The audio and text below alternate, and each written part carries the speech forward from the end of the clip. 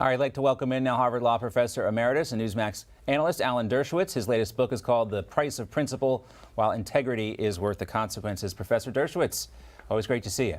I want to correct one thing, though. Reinhart should never be referred to as somebody who's been linked to Jeffrey Epstein. I don't even know if he ever met Jeffrey Epstein. He once represented one of Jeffrey Epstein's secretary. I was linked to Jeffrey Epstein. I was his lawyer for years. Do you doubt my ability to be fair?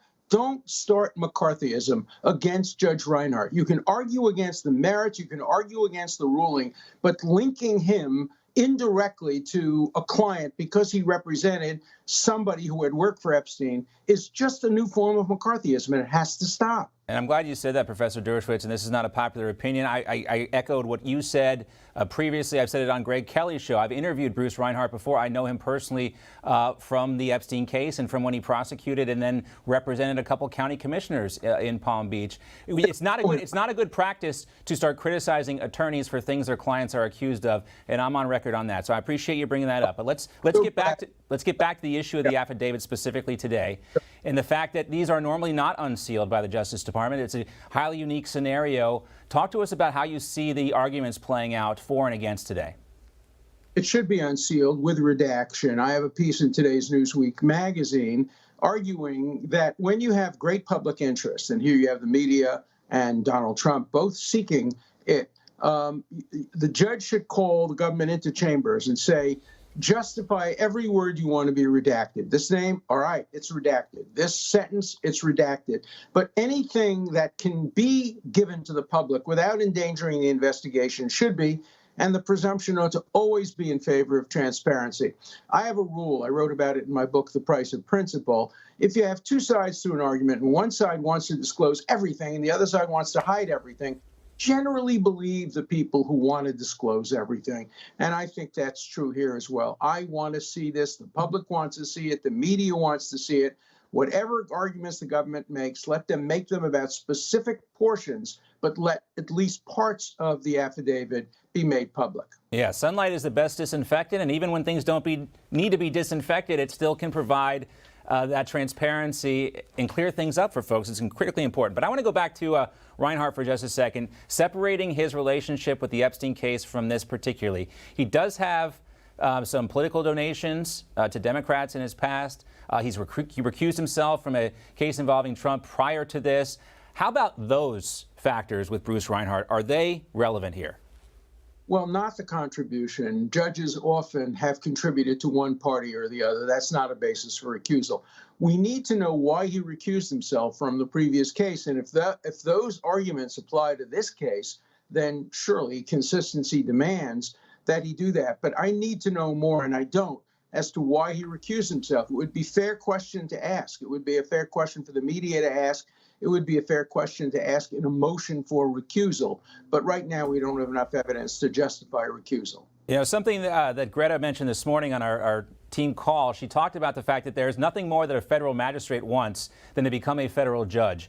And so there's this moral hazard of perhaps Bruce Reinhart wanting to appease the Biden administration and the Justice Department, so maybe he could get a lifetime appointment on the federal bench. What do you say to that? I think it's the opposite. I think by becoming a lightning rod this way, he's probably diminished his prospects for an appointment, because remember, he has to get confirmed, and we don't know who will control the Senate 6 months from now. So I'm prepared to give Reinhart, who I really don't know, the benefit of the doubt and assume that he's fair. 99% of judges, 99.9% of judges would have granted the search warrant in that situation. So I think the blame should be on the system, which makes it so easy to get a search warrant. Search warrants are given out like candy on Halloween, and judges generally don't demand of prosecutors great justification for intruding on the privacy. The Constitution seems to suggest that judges should play an important role, but they don't. But don't blame one judge, blame the system. Yeah, people have asked me about my relationship with Bruce. It's not really a relationship. It's only that he represented a county commissioner, and I was covering that story. And all you can really ask for from a defense attorney is that you call you back and answer your phone calls when you have a question about a public official who's being accused of something. And he did that. He was a straight shooter when it came to that. So let's put that aside. I want to talk about some of the other cases involving Trump's attorneys, Rudy Giuliani and Jenna Ellis. You know, they've been targeted in this 2020 Georgia election probe. And I want to focus on something that MSNBC analyst Margay said about Giuliani. Here it is. I think the fact now that he has been kind of unmasked, unfortunately, as someone who has evolved into being closer to a fascist than America's mayor is extremely disturbing. It should provoke some soul searching among all of us who have seen his career in other stages. How did New York City produce this? How did America produce this figure? I don't know. So what's going on here? Have Margay from the New York Times and MSNBC talking about Rudy Giuliani when this case is a civil matter, unless I'm mistaken. And we also talked earlier this week about the process here. You can bring forth these lawyers. They have to testify before a civil grand jury, and that testimony could then be used later on in a potential criminal case. But it does seem like there's almost a coordinated attack here between the media and these prosecutors in Georgia and the feds to smear and harass anyone who represented President Trump. It's part of Trump derangement syndrome. You just mentioned the name Trump and the Constitution goes out the window. I would hope that Giuliani's lawyers would think seriously about suing MSNBC and suing that woman for using the word fascist in relation to Giuliani. I've known Giuliani for 30-something years. We've been on the opposite side of most issues. I've argued against him. He came to my class. I came to his class. The last thing in the world he is a fascist. He is very zealous. He's very committed to his point of view, but he's not a fascist. And the idea that MSNBC would use that word, a word that should be reserved for the most extreme people, is just a sign of the times today. Shame on her.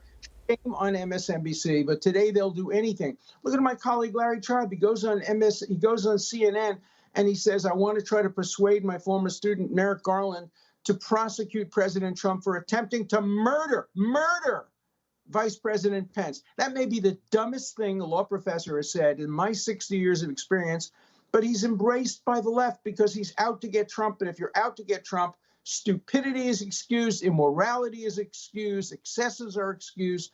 Trump trumps the Constitution, trumps free speech, trumps equal protection, trumps due process. We live in an age today where the ends justify the means. Why I wrote my book, The Price of Principle, it couldn't be more relevant to today's world because today partisanship trumps principle, and that's a tragedy for all Americans. I am not a Trump supporter. I'm a liberal Democrat, but I cannot abide the McCarthyism that is now festering on the left. Well, that's why you get so much criticism. You're actually intellectually honest on the issues. It doesn't pertain to an individual.